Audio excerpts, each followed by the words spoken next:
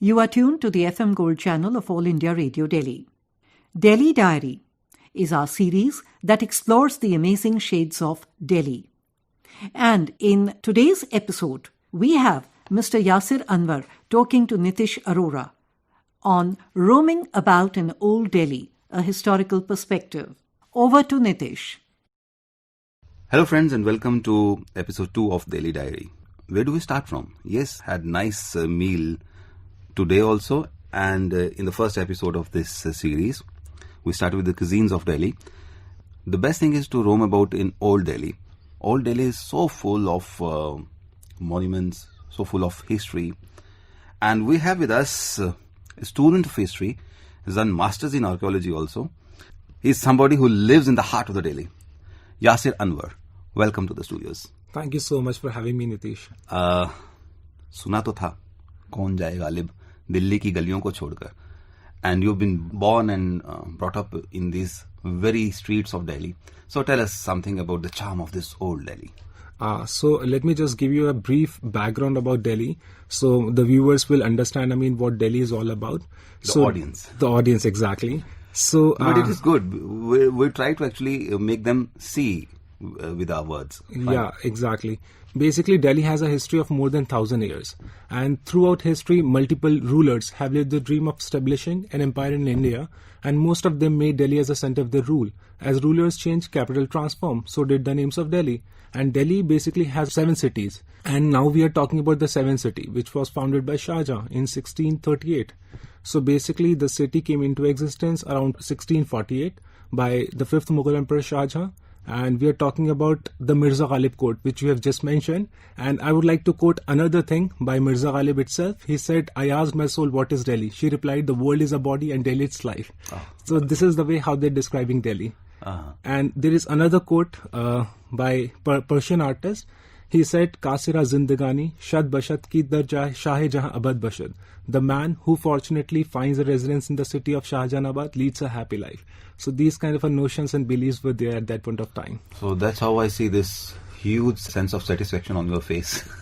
True. Because you're actually living in that place. Exactly. Actually, it's like cherry on cake. You're living in the place where you have seen a lot of history, you have seen a lot of culture, lot of cuisine, lot of people who are coming and living together with a lot of peace and harmony. With any city growing up, most of the cityites, they leave the heart of the city for greener, more lushier places. Most of the time the city center is kind of abandoned by the original inhabitants. So they move out for having more space. So what is left right in the core of the heart of the city of Delhi? There are a lot of charm there. For example, if you'll talk about the monuments, if you'll talk about the culture, the history, the information which has been passed from one generation to another, so they really want to live together with all the memories, whatever is there prevalent there.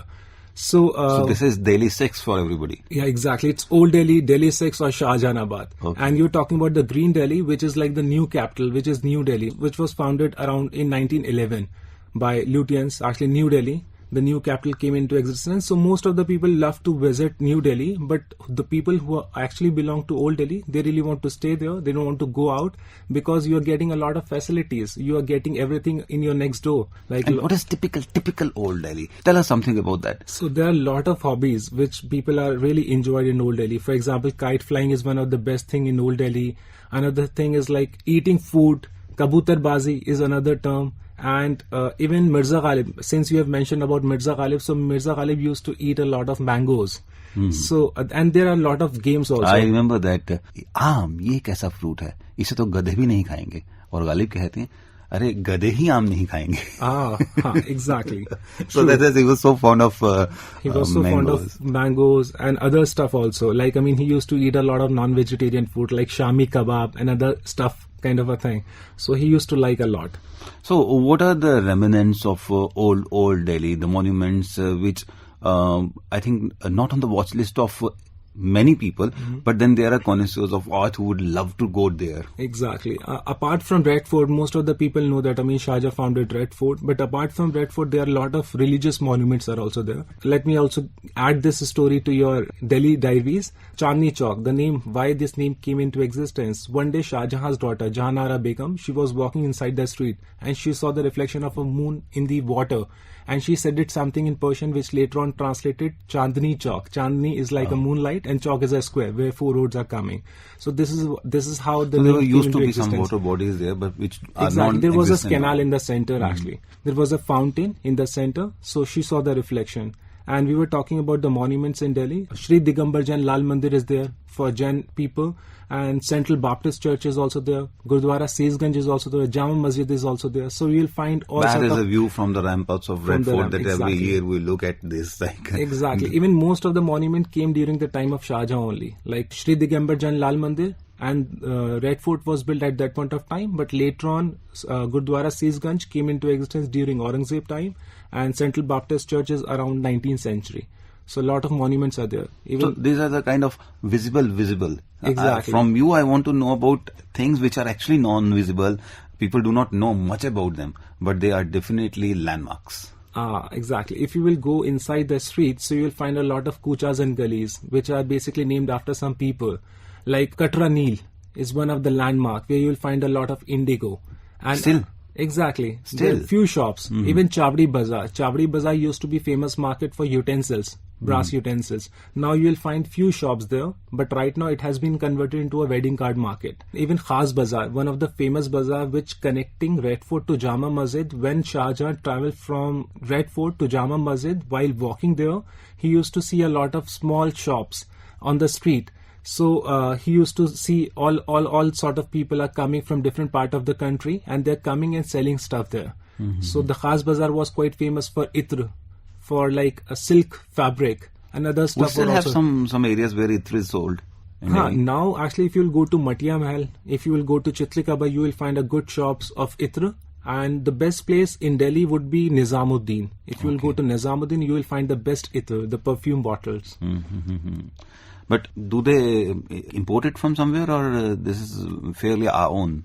So actually, there are a lot of interpretations. I would like to say that they usually produce by themselves, because during Mughal time they started, because there was a separate department for that also. So they have started producing by themselves, and because it was a demand of the empire at that point of time, because the Red Fort was there, main center, the empire was there, because a lot of people were staying next to Shahjahanabad area. And there were a lot of ministers, there were a lot of people who were engaged into multiple activities. So this sort of thing were kind of produced here itself, and sometimes people are coming from abroad, like Afghanistan or like Iran. The delegations are coming from abroad, so they used to bring everything along with them, and they introduced. Well, some names are actually youngsters of today perhaps would not even know the history behind this. Places like Ballimara have got a huge history behind it. What is that about? So Ballimaran, actually most of the names basically named after either the name of the person or the specialized product. For example, you're talking about the Ballimaran, which I've heard from my like elderly people, that Balli is like a beam and Maran is a type of a wood. So that's why the name turned into Ballimaran. So it was basically the manufacturing area of Ballis, the wooden beams. So that's where this name came into existence. Even the same with Chavdi Bazaar. The original name of Chavdi Bazaar was Chauda Bazaar, which came during the time of Mughal. But when Marathi people came to Delhi, they didn't know how to pronounce Chowdi. So they started saying Chaudi Bazaar. So that's where name turned into Chaudi Bazaar. Even other places like Fez Bazaar. Fez Bazaar is famous for like the stones. You can say that the stone pieces, basically which they brought it for the construction of Red Fort. So all these roads basically lead to Red Fort. So you have some stories about Red Fort also. As I've told you, Shah Jahan was the one who was founded Red Fort in 1648. So Shah Jahan decided to move his capital from Agra to Delhi in 1638. So it took 10 years to build the Red Fort. And in Red Fort you will see the palace is completed with all sort of things.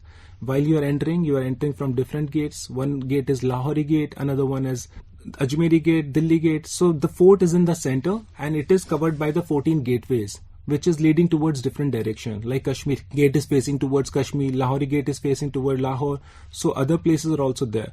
So if you will go inside the Red Fort, you will find Diwan-e-Aam for the common audience hall, and Diwan-e-Khas for the very important people. And the people who are coming from abroad, they are directly coming to Diwan-e-Khas. And even the residential area was also there for the emperor and for the queens. Talking about the streets of Old Delhi, there's one ruler which most of the people have totally either forgotten about, Razia Sultan. That monument, the tomb is also there. Exactly. The Razia Sultan tomb was there. And actually she came during the time of medieval rule, basically 1200th century. When she was a ruler at that point of time, and she ruled all throughout Delhi and different parts of the neighboring areas as well. First woman ruler. First woman ruler, exactly. And she ruled throughout Delhi and neighboring regions as well. But after her death, actually she buried inside the Old Delhi, one of the small complex which is at Bulbul Khana. So she buried there. There is a grave. So whoever is coming to Old Delhi, you should visit that place also as well. I tried to go there, but unfortunately, though it is being protected by Archaeological Survey of India, but the road leading to that particular place is like very difficult to find it. So actually, this is the charm of Delhi, actually, which you're talking about. The Old Delhi is like, you will find a lot of narrow streets and you will find a lot of unwanted aspects or like unexpected things. But I think it's so full of life, so brimming with life. When this COVID thing came, I was thinking, how could the life stop at Old Delhi? It's really very difficult. It's bustling with life, bustling with people. And all those streets is more like Bhul Bhulaiya. It reminds you of Lucknow's Badai Ma Bada. Kaun si street se andar jana hai and from which street you have to leave. Pata hi nahi chalta. It's so confusing. Let's talk about the old architects. I mean, a few Havelis are still there in this Old Delhi, and some of them are basically meant for the people to see, but there are still which are very private. Can you tell about some of them? Exactly. Some actually during Shah Jahan time, for example, the architect was Ustad Ahmad Lahori and Ustad Hamid. They were the chief architects who built Red Fort, and apart from that, there were a lot of Havelis, the mansion which you're talking about. So a lot of Havelis came into existence. So Havelis basically built by ministers and by nobles, by poets. So if you will roam around Old Delhi, so you'll find a lot of Havelis, like Mirza Ghalib Haveli is there. Like Razia Sultan, Razia's Begum Haveli is also there, and Daud Khan Haveli is also there. Bhanamal and Gulzarimal Haveli is also there. So a lot of Havelis came into existence, and basically it's like a private residence for them. For instance, if we'll talk about Razia Begum Haveli, so if you'll go there, it's like a commercial place right now. Okay. There are 2-3 activities are happening, like residential area as well as commercial activities are happening in Razia Begum. Because Razia Begum was not that important person, because she was a daughter of a minister of Shah Jahan. His name was Qamar Khan. So basically, the Havelis is basically neglected by the government, by the people, and by the local residents also. So government is trying to take position on that area to basically relocate them and restore the construction of the Haveli. But still things are not working out in the favor of government as well as for the local people. So the local people are still living there, and the structures are just dilapidating, destroying without maintenance, without conservation, without restoration. And another example is Mirza Ghalib Haveli, which government took possession like 20 years back, and they renovated because it was like a heated factory at that point of time. And government took possession because of Gulzar Sahib. Gulzar Sahib acknowledged a lot of poetry by Mirza Ghalib. So he acknowledged his work, and he really wanted to give him back something. So Mirza Ghalib Haveli came into existence due to the effort of Gulzar Sahib and also Sheila Dikshit, who inaugurated the Haveli in Ballimran itself. Are there some Havelis which are preserved? They are very well kept, and people can actually go there and see it. There are a lot of Havelis. If you will go to like Chavdi Bazaar, you will see Bhanamal and Gulzarimal Haveli is there. Like if you will go there, it's like is a it private ticketed? residence. People can go. No, it's not ticketed. Actually, it's like a private property. Like Okay. I mean, they are the businessmen. So they were the businessmen. They were the ironsmith at that point of time. Bhanamal and Gulzarimal. They are the father and son duo. So both of them stayed there, and this is like a third generation of the same people who are living there. And they basically, it's not a ticketing space. Like if you will take a permission, you can go and visit, and you can still see the architecture. Some are like Mughal arches, some are like modern arches, like multi-cusp arch. You will see fluted columns. You will see all sort of architecture which was quite relevant during the time of Mughals and also during the time of the Britishers. And Mirza Ghalib Haveli is also there. Like if you'll go there. So you will also find such kind of an architecture there. So renovation work is on right now. I think the Chandni Chowk area, they are trying to bring back the old glory. You've been to that place? I mean, you exactly. live there. So what thing is coming up, and how is it going to add to the charm of Old Delhi? Exactly. So I really want to give credit to all the people who have working so hard since last 5 years, who are doing a lot of heritage walks, who are doing a lot of awareness programs in Old City. So government basically noticed, because a lot of people started traveling there. We are the people who are doing a lot of heritage walks in Old Delhi. There are a lot of companies, and through that we are taking a lot of people welcoming to Old Delhi, because it's really difficult for an individual to travel alone. So that's why we are coming as a guide, as a traveler along with them and taking them around. So government noticed, they started writing articles, they started writing on social media. So government got to know about the importance of Old Delhi. So they have started preserving things. So you will see the Chandni Chowk area, which they really want to develop in such a way it was look like during the Mughal time. So are we going to have a water body also there now? They have tried it, but it's really difficult to manage the canal or like the water bodies or like the fountain. But what they have did is, they have started placing spaces, like the benches are there, you can sit there, you can relax, and there are greenery also. And they also added a little fountains in the corner of the streets. Mm-hmm. So now I think we have had a overview. And coming from the horse's mouth, if I want to tell my listeners, anybody who's listening to it, and he wants to visit Old Delhi, these places, give me 5 places to visit or 10? Give me a list of 5 or 10, and how much time one should spare to be there. Exactly. Minus the eating part. I'll take 2 or 3 hours for eating. That is a different thing. Okay, that's a different thing. You're just talking about the monuments, the architecture, where they should go. Have a feel of Delhi 6. Delhi 6, exactly. So if you are coming to Old Delhi, then I would say that, you should see all the religious spaces, which I have already talked about, like Shri Digambar Jain Lal Mandir and Central Baptist Church, Gurdwara Seesganj, Fatehpuri Masjid, Jama Masjid, and some streets which you should not forget, like the Chandni Chowk, Daryaganj, Faiz Bazaar, Khas Bazaar, Urdu Bazaar, Matia Mahal, Chitli Kabar, lot of places actually, which you can't leave without roaming around in Delhi. And the food joints which you have already mentioned. So we are leaving food joints for now. So one complete day is not enough actually. Exactly. In our walks actually we generally spare like 2.5 hours or 3 hours to just cover the architectural beauty of Old Delhi. And for food you can add 1 hour more. So it's like 3.5 hours or 4 hours to complete Old Delhi. So before we conclude, I want to have something about kabutar bazi, because that is very famous. How prevalent it is now, and what sort of hobby is this? It's very curious hobby. Very few places in India, even abroad, have this now. So actually kabutar bazi was introduced during the time of Mughal itself. So kabutar bazi is like a kind of a pech ladana kind of a thing. Like you are sending your pigeons to somebody to divert the other audience. Like एक कबूतर जाके दूसरे कबूतर को divert करके अपने group में लाता है. So basically it's like a group kind of a competition. Almost hunting. It's kind of a hunting. Like you are sending 10 pigeons and the other group. We have those matches now. Is there any schedule? Do we have them regularly? Exactly. We have just tried to incorporate all sort of events in our heritage walk itself. So people are coming, and the local people are organizing occasionally, like if some guests are coming, if they really want to see that. But now people doesn't have time, so they don't want to indulge themselves into such activities right now. But if we count how many people are there who still having pursuing this you hobby? can say that 10 to 20 people is still in Old Delhi who are doing sort of activities like kabutar bazi or like patang udana and like other events also. So friends, I guess after listening to all this, again I'll have to conclude with from where I started the quote of Mirza Ghalib. कौन जाए गालिब दिल्ली की गलियों को छोड़कर. And whenever you have time, though you are a Delhiite, spare some time and look around for the charm of Delhi, that is Delhi 6. Thank you, Yasir. Thank you for being our guest. Thank you so much, Nitish, for inviting me.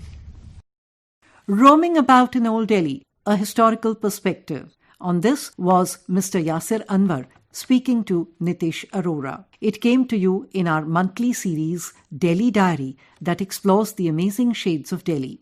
Our next episode will be broadcast on 6th January, in which we shall talk about the festivals of Delhi. We welcome your suggestions and comments. Do mail us on our email ID englishsw@gmail.com. This broadcast came to you from the FM Gold channel of All India Radio Delhi.